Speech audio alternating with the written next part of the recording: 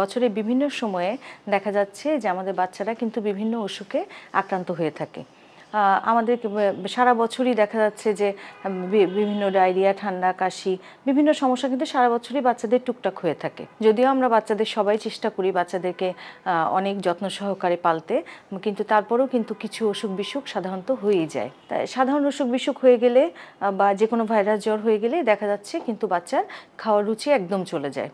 বিশেষ করে যারা ছোট বাচ্চা দেখা যাচ্ছে একদম কিছু খেতে চায় না, শুধু বুকের দুধ ছাড়া আর কিছু খেতে চায় না। আর অন্য বড় বাচ্চাও দেখা যাচ্ছে যে একদম খাবার দাবার খেতে চায় না বা খেলেও খুবই অল্প পরিমাণে খায়।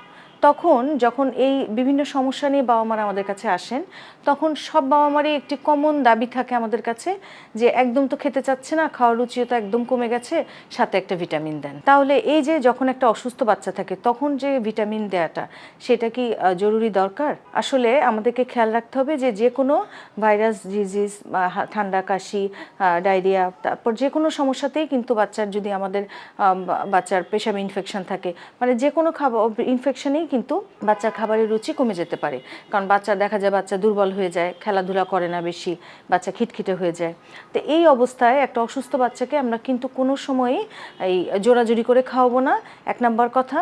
এবং দুই নাম্বার কথা, আমরা কিন্তু তাকে এই ভিটামিন বা অযাচিত এমনিতেই দেখা যাচ্ছে যে যেই কারণে সে অসুস্থ সেটার জন্য হয়তো তাকে কিছু ওষুধ খেতে হচ্ছে। তো এর মধ্যে আপনি কিন্তু অযাচিতভাবে যদি একটা ভিটামিন তাকে খাওয়ান যেটা তার কোনো প্রয়োজন নেই, তাহলে তার কিন্তু এই যে ওষুধের বার্ডেনটা বেশি হয়ে গেল।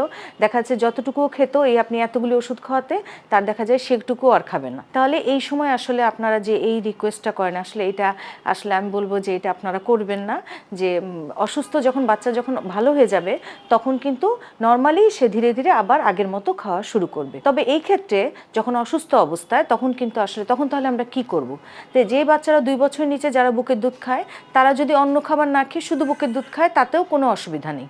বাচ্চা অসুস্থ হলে শুধু বুকের দুধ খেলেও কিন্তু তার শুধু আমাদের চলবে, শুধু আমাদের খেয়াল রাখতে হবে যে তার পেশাবের পরিমাণটা ঠিক আছে নাকি। আর একটু বড় বাচ্চার ক্ষেত্রে আমরা যেটা বলি সেটা হচ্ছে যে আপনি অল্প অল্প করে অল্প খাবার দেন, জোরাজুরি করবেন না, কারণ অনেক সময় অসুস্থ বাচ্চা বমি করতে পারে।